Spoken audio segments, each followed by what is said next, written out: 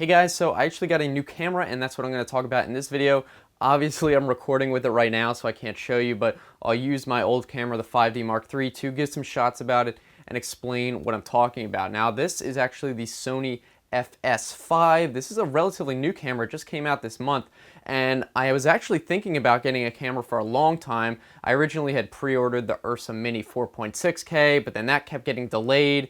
And then I was thinking about the C100 Mark II by Canon, but then I finally settled on this camera and I'm really happy with the decision. I'm going to talk about kind of the advantages and some changes that I might have to get used to coming from a DSLR, and that's pretty much all this video is going to be about. So as I just mentioned, I was coming from the Canon 5D Mark III. This is still a really great camera, and this is what I'm going to be using now for stills, maybe some B-roll, that kind of thing.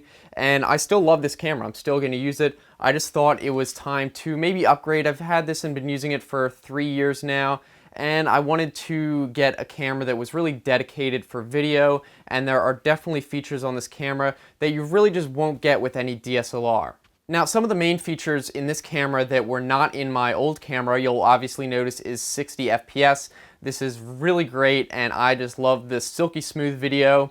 It does 1080p at 10-bit, and what that means is it collects more shades of each color, so it's a lot easier to grade in post. You can push and pull colors a lot more, and it does this in 1080p.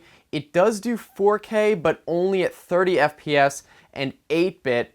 I really didn't get it for the 4K capabilities because I figure most people, if you're watching on your phone, I was just looking at my analytics, most people watch on their phone, and I'm thinking, I don't really know that many people with a 4K monitor. I figured I'd rather get a really good 1080p video than a decent 4K video.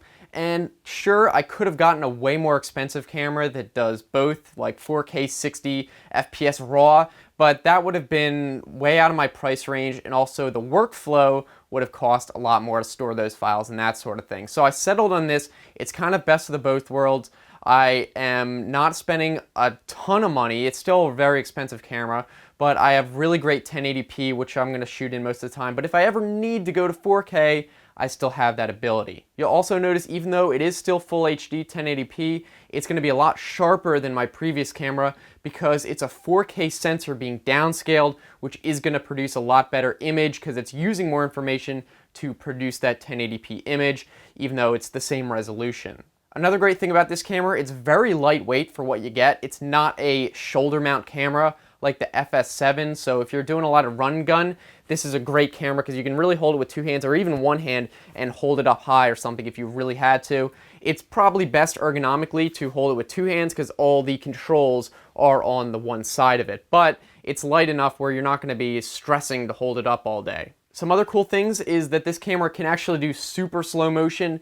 It can do 240 FPS in full HD quality, and you can actually go up to 480 and 960 FPS, but the quality significantly drops when you go up to those super high frame rates, so there's probably not that many situations where you would do that in a, full quality video, but it'd still be cool if you're just trying to see what's going on at those super high frame rates and quality isn't the top priority. This camera also has ND filters, and specifically a variable ND filter. If you're not familiar with those, it's basically a filter that goes in front of the lens, or in this case in front of the sensor, that darkens the image. So if you go out in a really bright sunny day, you can make the image darker to get that proper exposure without having to stop down and close the aperture, which would create a much larger depth of field. Sometimes you don't want a larger depth of field, or else it might not get the look that you want, so you can use an ND filter, which basically creates the correct exposure by stopping it down,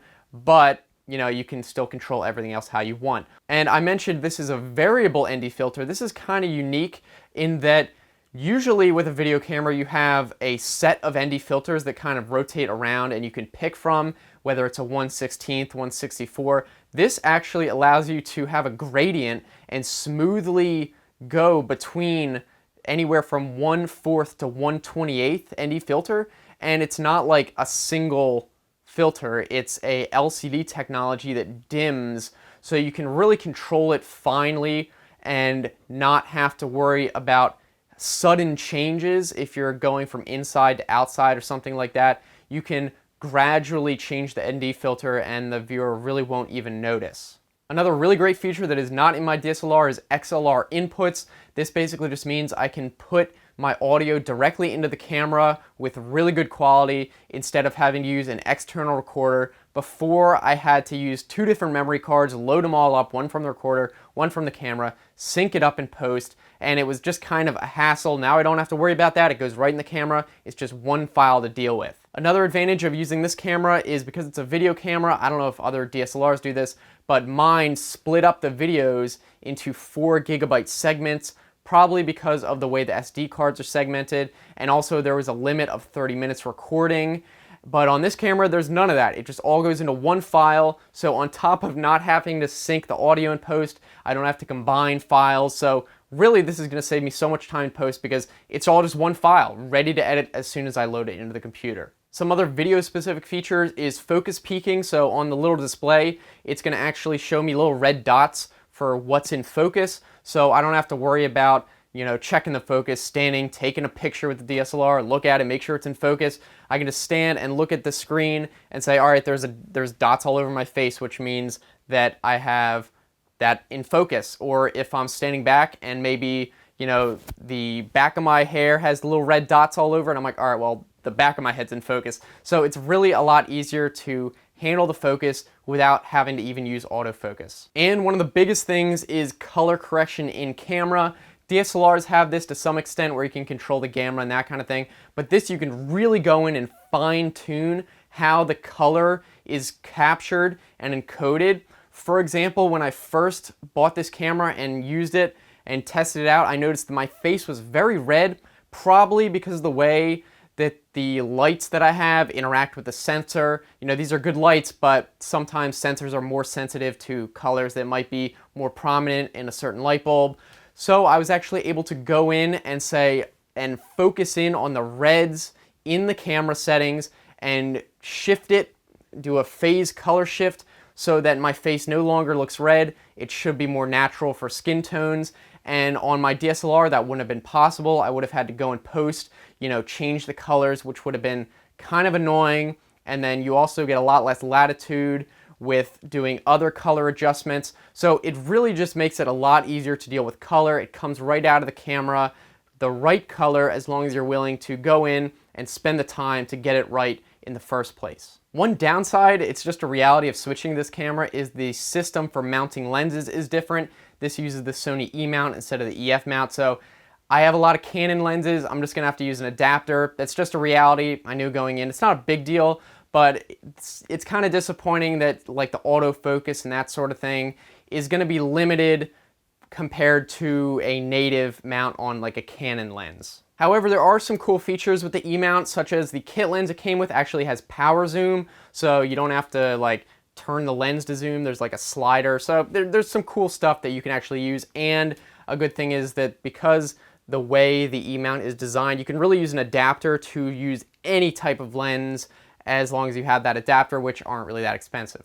So for the money, I think this is a really great camera. It's kind of between a DSLR and a cinema camera. This really isn't a cinema camera. If you want a true cinema camera with like the top end quality, you are gonna have to spend a lot more, but with that comes a lot more investment in some other accessories and workflow that's gonna take the price not just higher for the camera, but everything else as well. For example, I was looking at the FS5, which does do like raw recording and 4K 60p and that sort of thing, but on top of the additional price tag of the camera itself, you have to invest in way more expensive memory cards. This just uses SD cards, but I forget the name, XDC or whatever the memory cards, there's special memory cards for the Sony FS5 that are like a couple $100 for the same amount of space that an SD card might cost like $30. But you need those other expensive cards to be able to handle that kind of bitrate and quality.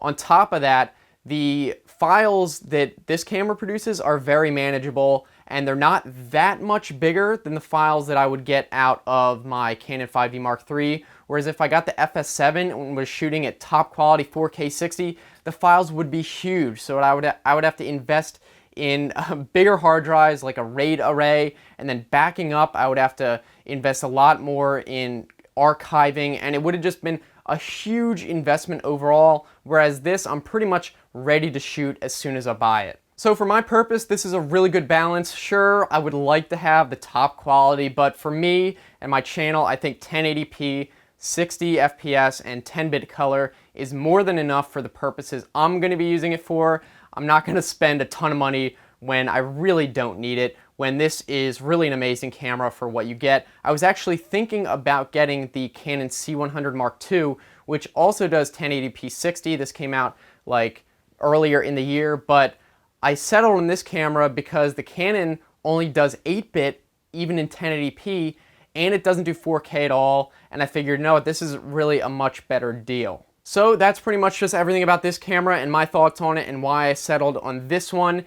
It's really going to come down to personal preference. If you're a cinematographer and you really need the top tier quality, this probably isn't the best camera for you. You might want to get a full-fledged cinema camera. But if you're going to be someone who does a lot of, like, I don't know, documentary work, a run and gun, or you want a lightweight, manageable camera, this is really a great choice to look at. Especially if you're someone who is looking to upgrade from a DSLR like a 5D Mark III, this is probably the logical next step up. Also, another little advantage, I'm actually able to really use this for pictures now. Before I had it as my primary camera, everything was set up. I never wanted to move it and touch it because I knew I would just have to set it up like in a couple days. So I would always say, I don't really want to go get the camera and take it apart. But now, I just have this sitting on my desk, so anytime I want to go take photos, I can just go and use it and not have to worry about setting it all back up. So yeah, that may be a little bit of laziness, but hey, it's another advantage. So I hope you guys found this interesting, and maybe you can let me know in the comments what you think of the new quality.